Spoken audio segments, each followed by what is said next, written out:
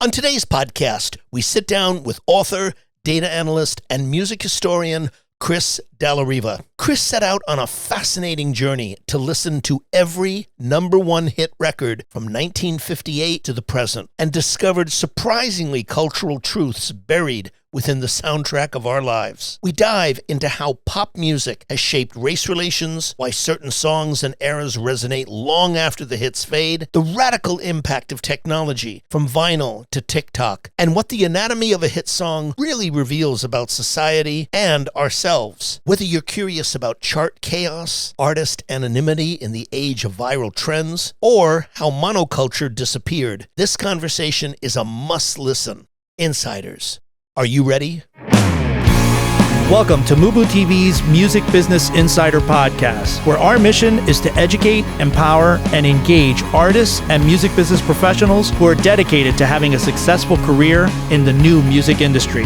Here are your hosts, Ritch, Esra, and Eric Knight.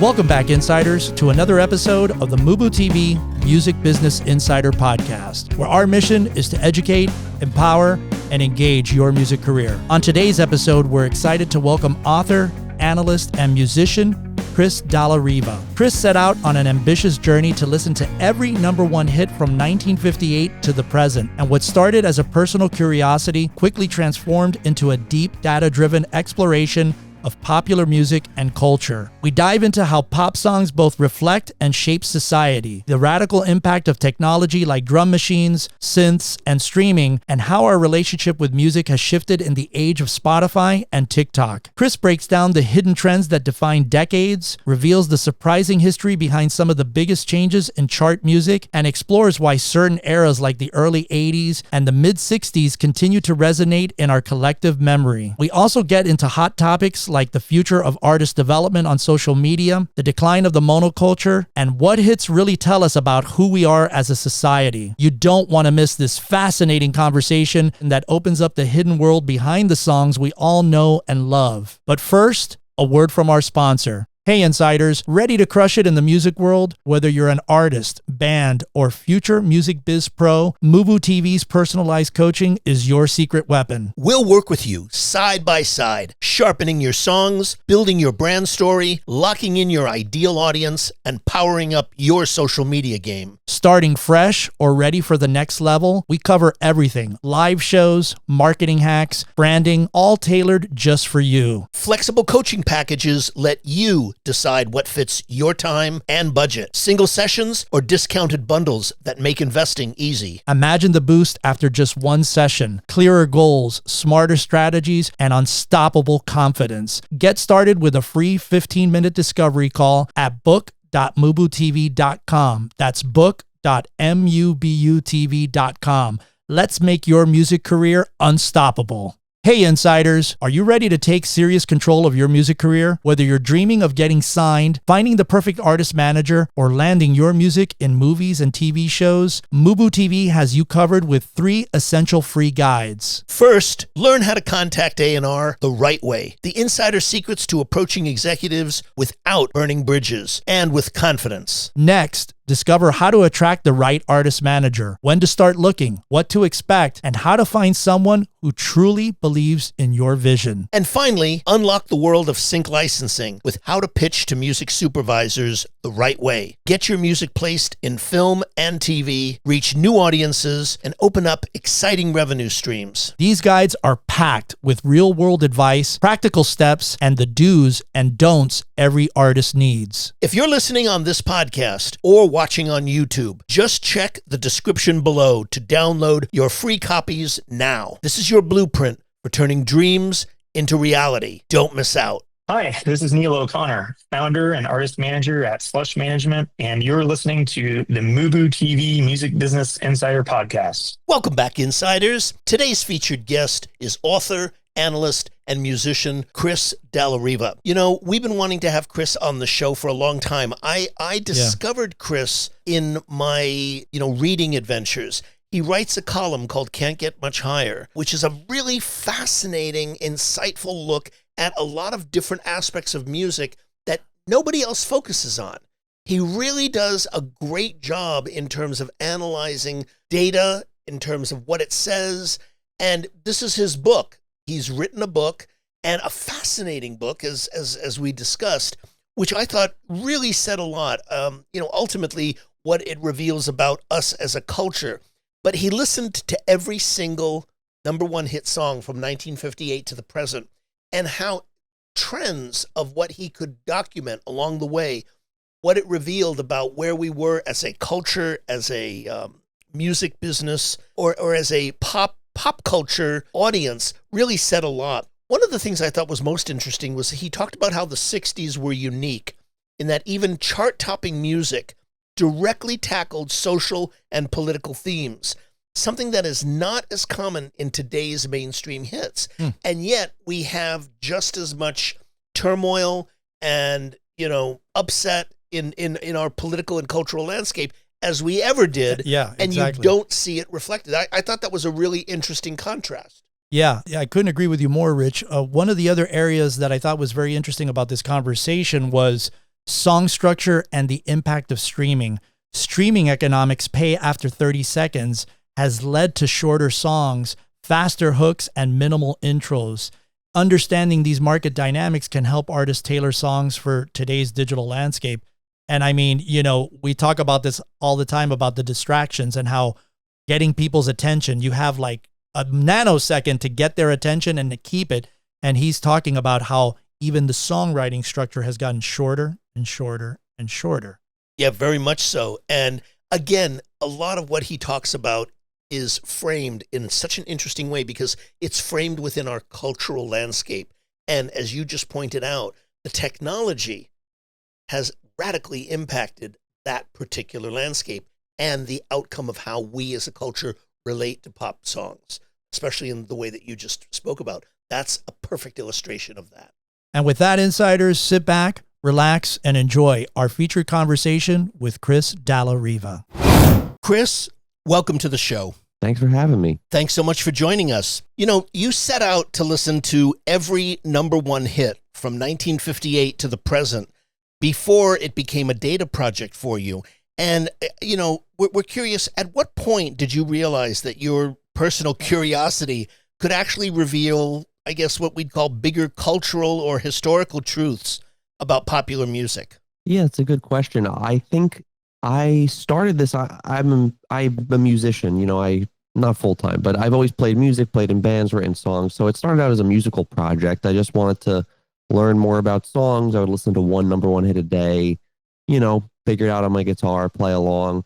But once I got about 50 songs in, I noticed this, what I thought a strange trend of songs with very gruesome lyrics, often about teenagers getting in car crashes and wars and stuff like that. I'm like, oh, that's a little strange. And I wrote something up about it. So once I noticed that one trend that surprised me, it set me off on an even larger journey that, sometimes pop songs represent something larger than just the things we hear on the radio. Yeah, indeed. Chris, thank you so much for joining us on the show. We're really happy to have you on. I wanted to ask you, you touch on how pop music has shaped race relations in the U.S. Can you talk about a specific musical trend or era where the data showed a major shift in how race intersected with popularity, airplay, or acceptance? Yeah, I think the mid 60s is one of the most important times in terms of music and race. And of course, not only at that time, if you look at what's going on in the United States, you have the civil rights movement. It's not a shock that popular music might start to intersect with those movements. And you see basically from the 1940s up to the early 60s, there are very few black artists who top the Billboard pop charts. But from the mid 60s, from the early 60s to the end of the decade, there's a huge spike in, black stars in the United States, many of which are connected to Motown. And Motown was not a political label. And I think that was a conscious choice by Berry Gordy. But still, the fact that all of these stars were crossing over with white audiences dramatically impacted the way that white people in the United States felt about race relations, even if it wasn't something explicit.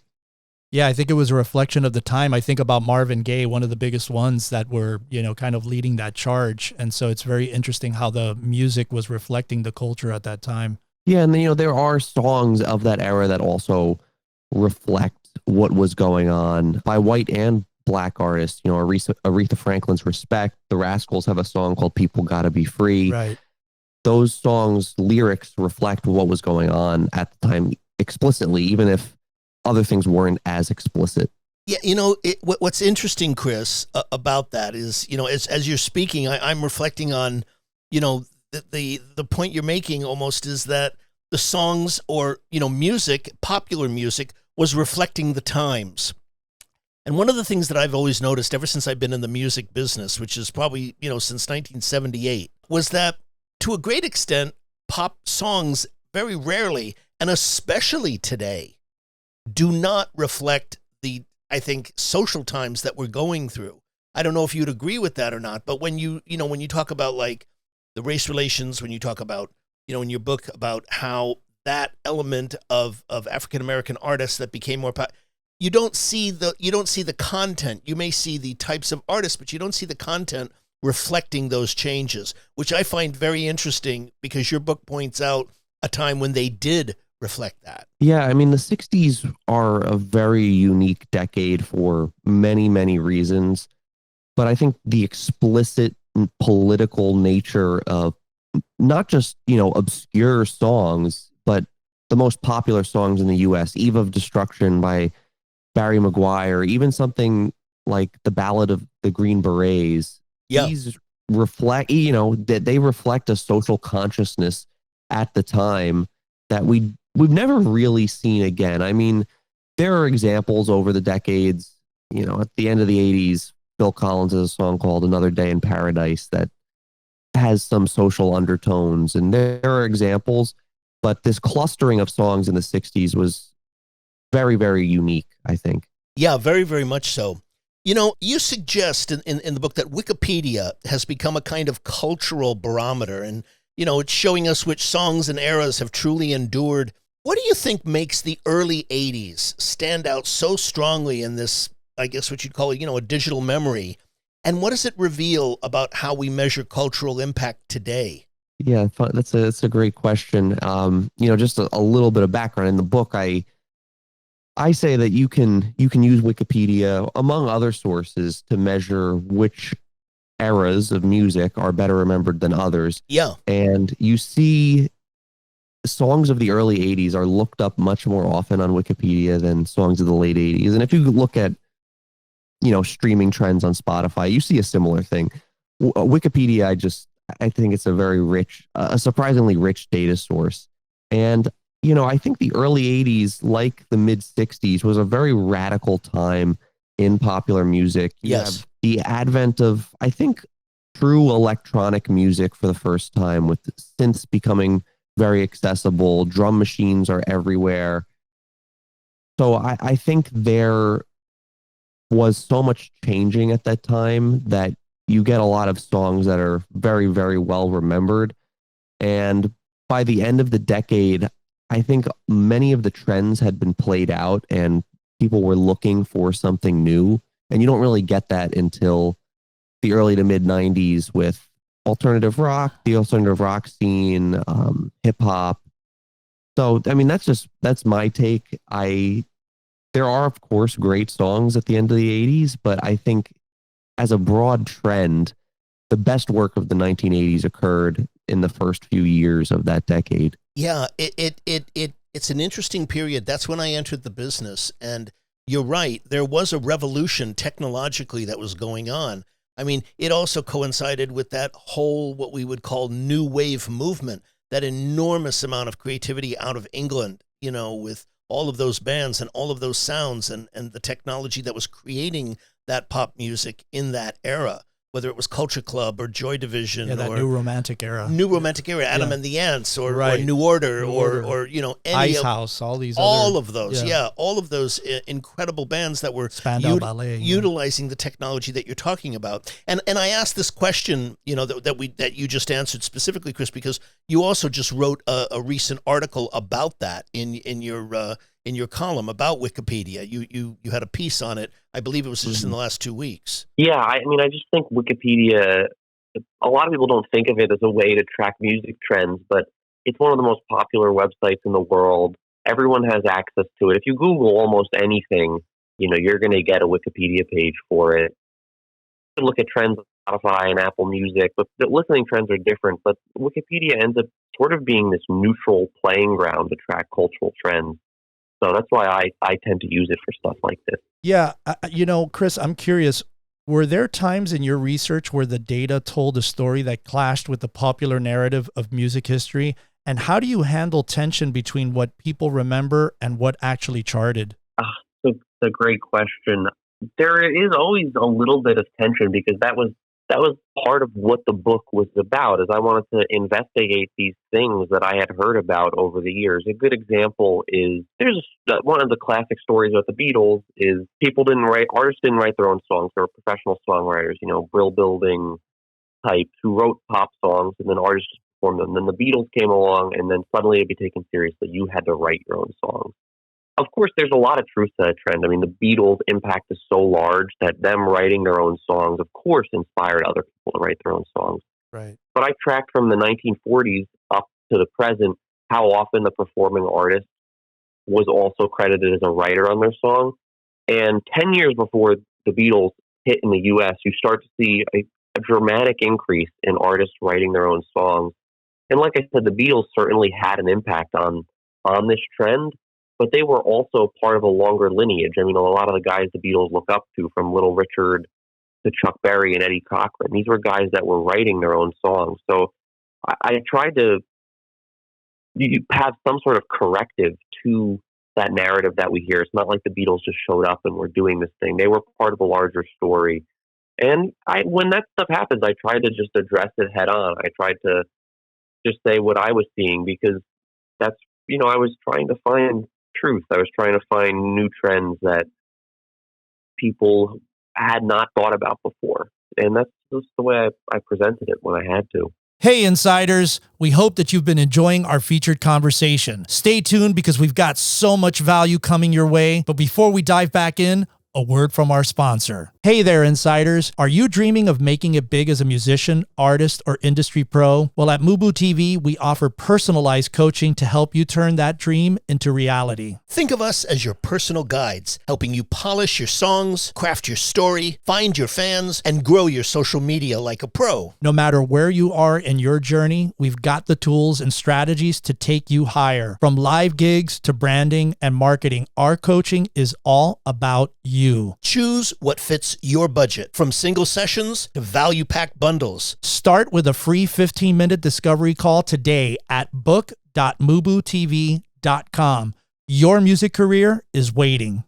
Remember why you started making music? That feeling of passion, hope, and longing, wanting someone to hear your story? But chasing success can be confusing. Who do you reach out to? When? How do you avoid mistakes that could close doors? At MUBUTV, we believe every artist deserves a clear path forward. That's why we've created 3 free guides that cover the essential skills every musician needs. How to contact A&R executives with confidence. How to attract an artist manager who gets you. How to pitch your music for film and television placements. These aren't just tips. They're blueprints designed for artists who want more than just dreams. They want results. If you're listening right now on this podcast or watching on YouTube, look in the description below. Download these free guides that will change how you approach your music career forever. Don't wait. Your future fans are waiting. Hi, this is Dave Ronan, founder and CEO of Heroics. Are you an insider? I am. Subscribe now. Yeah, Chris, in researching for the book, I'm curious, did you notice any specific years or short windows of time where the charts felt, I guess, especially chaotic or transitional, where different genres were fighting for dominance? Yeah, I think there's moments in every decade where something like that happens. I think the 90s are especially interesting because you, of course, have the rise of hip-hop on the chart in the entire decade. But at the same time, you also have alternative rock fighting for chart position. Country music, think of Garth Brooks, was also very popular. Right. If you listen to the radio, there are tons of R&B ballads by Mariah Carey that are getting play. And then at the end of the decade, you have this boy band trend or, teen pop star trend with Britney Spears, NSYNC, Backstreet Boys. And all of these things are jockeying for people's attention. I think the 90s are almost underrated in how strange they were for all these musical trends coexisting. Yeah, indeed. And that was a time where you saw the last of it being super eclectic. You would listen to so many different types of bands. You could listen to Metallica, Matchbox 20, Mariah Carey, Sade. I mean, it was just a very interesting time of music. Yeah, no, I felt like this journey, it changed my perspective on a lot of things, but the 90s was one of those eras where I was like, well, actually, this is a much more interesting decade of music than I initially thought or remembered. Yeah, I would definitely agree. You write about how the 1980s and 2000s were periods of intense musical transformation. And I'm curious, what made those decades so uniquely fertile for such a stylistic upheaval? Was it technology or culture, or was there something else? Yeah, of course, it's always a combination of things. But I think one of the key threads that I track in the book is that musical innovation is often downstream of technological changes. And like we talked about before, in the early 80s, you really see drum machines and synths come to the fore. So that led to a huge change in the sonic palette of popular songs. In the 2000s, or the late 90s, early 2000s, we not only get digital recording that comes along. Ricky Martin's Livin' La Vida Loca is the first #1 hit to be completely recorded, mixed, and mastered digitally. That changes the creative process dramatically. And not only that, but how people are getting those songs also changes. This is when Napster comes along, the internet comes along and disrupts the entire music industry. And I think the technology in those 2 decades dramatically changed not only how people were making music, but how they were listening to it. Yeah, and on that note, I want to ask you a sort of a prognostication question.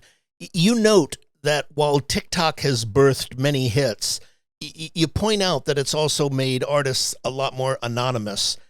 What do you think are the long-term implications of this, I guess, paradox for artist development?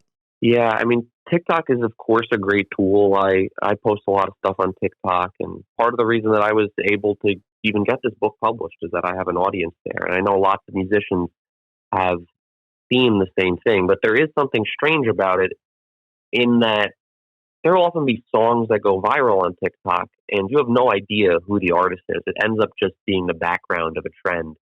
So you can have musicians who are getting more listeners than ever before in their life, but nobody has any idea who they are because the consumption of the music in this case is very, very passive. I think over the last 5 or 6 years, the music industry has noted this in that it's not enough to just go viral on TikTok. You could have someone who has, 1 million followers on TikTok and they can't even sell out a 50-person theater.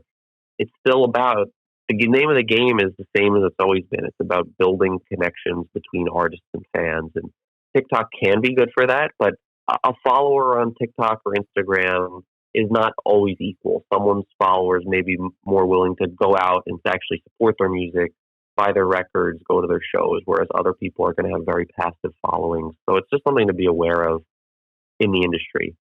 In the streaming age, the structure of hit songs has changed so dramatically. Shorter intros, faster hooks, the algorithmic polish.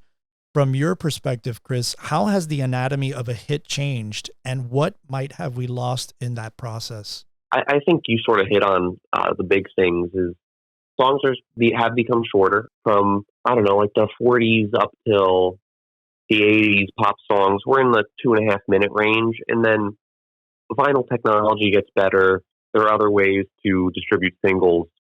The pop song gets around 3.5 to 4 minutes, and it stays there until we get to the streaming age, which, as you might know, you get paid out for a stream after 30 seconds. So there's this financial incentive to, give the meat of your song or get to the punch a little bit more quickly to keep listeners engaged and try to earn money. And I think that financial incentive dramatically changes how people interact, how songwriters write, how artists make their songs, how people listen.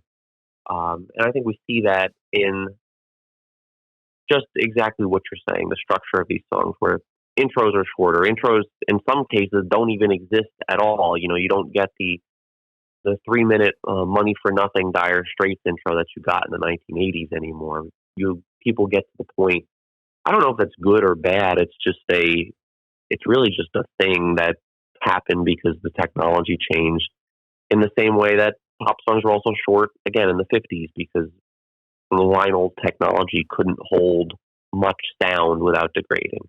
I think it's also maybe even a psychological shift when you think about it. Everything is so delivered on demand whenever you want it at any given time that I think it's a consciousness that maybe was a subconscious thing that happened too. Yeah, no, definitely. I mean, that people talk about that people's attention spans are shorter, and I certainly buy that to some degree, but I don't think when people say that, songs are getting shorter just because people's attention spans are shorter, I don't think that's the only reason, but it's definitely part of it. And I think that is a troubling trend. We want to be able to create art that people can engage with, and not get the payoff in the first 5 seconds. Yeah, along that theme, I guess, or those lines, in the book, you suggest that musical evolution is essential to identity formation, especially in youth. And my question is, how do you think today's, I guess what I'd call hyper-personalized music ecosystems, with Spotify algorithms, niche fandoms, going down 100,000 different rabbit holes, affects that process? I talk about this a lot because I think what you're getting at is really important. Of course, I think it's great that I could open up Spotify and find nearly any recording, in the history of humanity. I mean, it's unbelievable. It's still, 15 years later, shocking to me that I can do that, especially having grown up in a different world where it wasn't always easy to find a song. I, of course, think that's great. But at the same time, there are, as you're saying, there are different consequences of that, in that because there's so much music, people need some help to sift through it. And we've gotten to the point where personalized algorithms do that. And in the musical case, I don't think it's necessarily a horrible thing, but when every news feed online is personalized, it creates like alternate realities for people. There is a conversation that's constantly going on that the monoculture has died. You can't have stars like Michael Jackson anymore because everyone is getting served different versions of musical reality. And I think there's definitely some truth to that. And the things that really stick out to us are the people that can still come through and create these moments that cross humanity. Taylor Swift is a good example. Her last tour was like a monumental event for a lot of people. So I think it's still special when artists can create those monocultural moments, but the way music is curated now does make that hard. There are pros and cons to it, just like everything else. Yeah, monoculture, I don't think really, in the real sense, can exist in a world with this many artists and this much access to music and the ability to create it. The era of Michael Jackson, you had to be selected. It was a different time. Yes, Taylor Swift, but Taylor Swift, that's the rare exception. Yeah, really we had a lot of giant stars back then. The Beatles, the Michael Jacksons, the whoever's stars were bigger, and they were bigger for the point that you're making. I don't believe that that's literally possible in a world where you have unlimited access and, millions and millions of artists. Michael Jackson didn't compete in that kind of a world. No, I agree. My friend Will Page, he was the former chief economist at Spotify, and he has a book called Tarzan Economics. And one point he makes is like, you see more music released in a week now than you might see released over a decade, 40 years ago.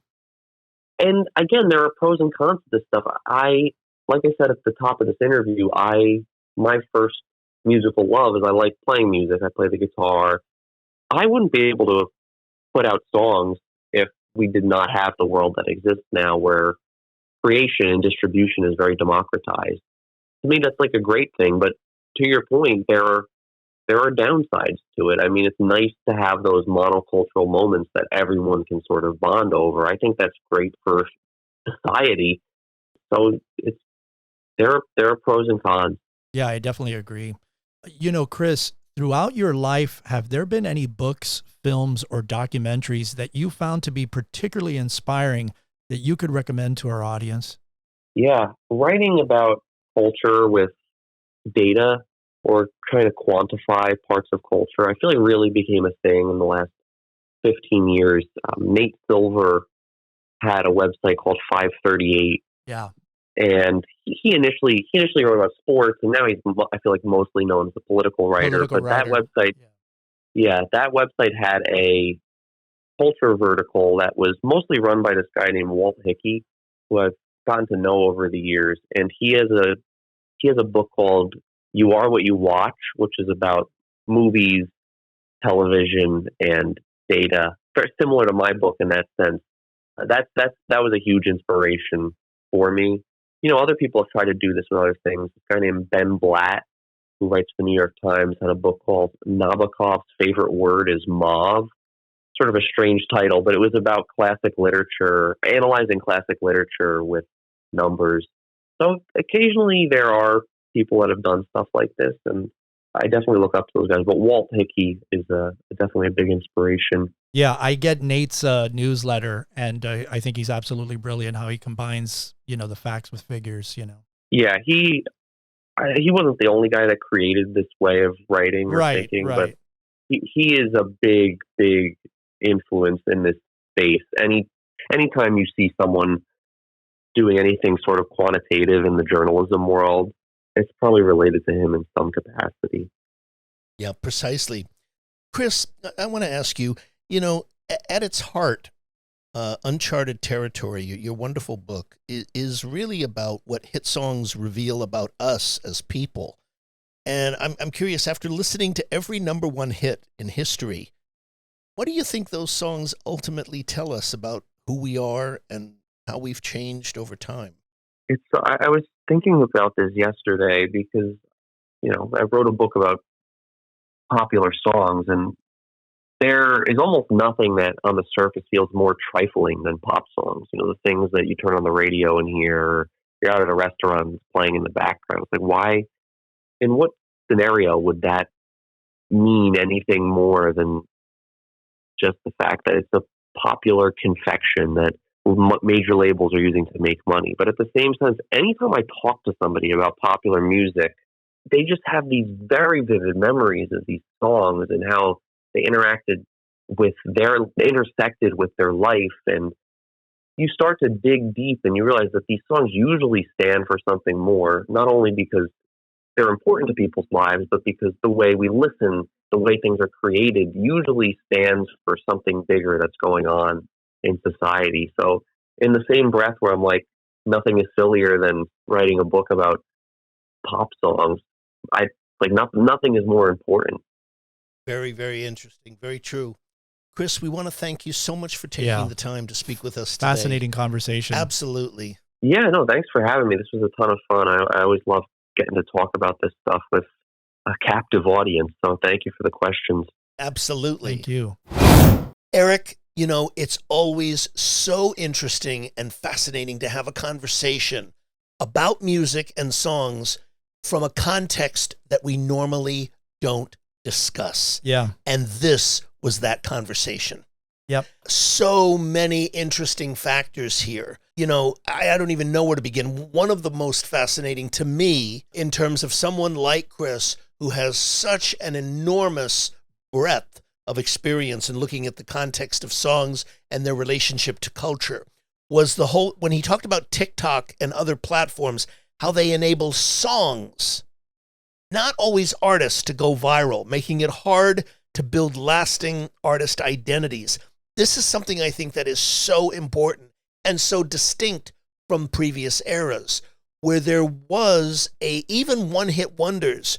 We remember sometimes more about them than we do the songs.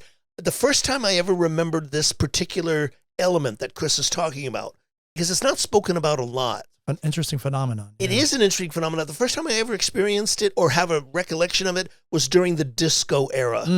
Because disco music and its impact in the culture musically was so overwhelming. It tended to obliterate a lot of other forms of pop music at that time. And one of the things that made it so interesting was you remembered the songs, but would never even know who the artists were if they walked into the room. And that's what he's talking about in the era of today. which is and back then you had to be selected, Right. Very few people, I think Donna Summer made the breakthrough. Village People. Yeah, had the identity, the artistic identity where you would recognize her if she walked in the room. She became the focus. To Casablanca, ironically enough. Yeah, absolutely. And Neil was, a master, a real master and innovator within that space. But that's a very interesting factor, because what makes it so interesting today is that you're looking for attention. You're looking to build a career in an era when so many other, I guess, platforms and things are available for your song to go platinum. But we see this all the time. We see it on major labels, 200, 300, 400 million streams, but they can't sell out a 100-seat club. Right. That's that notion exactly. in motion. Yeah. One of the other areas that I thought Ritch was, this whole conversation was fascinating because of the unique angle that he comes from, is evolving songwriting practices. And that with every shift in technology, vinyl, digital, streaming, songwriting and production trends follow. Staying up to date with where trends are headed can really help keep an artist sound fresh. And this is, I think, a good tip for people that are out there that are writers and artists, that as technology shifts, you should be seeing where their trends are going in order to keep up with those productions and all that stuff to make your sounds fresh and exciting. Yeah, without exception. And I think ultimately what made this conversation so fulfilling, I think, and so valuable to our listeners is the fact that, Chris's work, while it reveals a lot of details and a lot of points that we've been discussing, it ultimately reveals who we are as a culture, and through the context of pop music. And, we all certainly have that relatability to, no matter what our age is throughout the decades. And he's doing it over literally, I think it's a 70-year period. Right. Literally a 70-year period. And you can see those arcs and you can see those impacts in a fascinating and insightful way. Hey, Insiders, thanks so much for tuning into this episode. We really appreciate it. To get show notes, links, and everything that was mentioned during this interview, head on over to our official website at MUBUTV.com/podcast/show notes. If you're enjoying the content and what we're doing here on the show, please subscribe to the podcast on Apple Podcasts, Spotify, or wherever you listen to podcasts from. And don't forget to rate and review our show at iTunes. 5-star reviews are always welcome and help to ensure that our podcast stands out on the top-rated and new and noteworthy charts on iTunes and our space. You can also find us at social media at Facebook, Instagram, TikTok, and Twitter X, all ending with the handle MUBUTV, which is spelled MUBUTV. Don't forget to catch our flagship show, the MUBUTV Music Business Insider video series, airing every week on YouTube at youtube.com/MUBUTV. This show was produced and created by Ritch, Esra, and Eric Knight. Theme music by Disciples of Babylon, and be sure to tune in next week for another episode of the MUBUTV Music Business Insider Podcast.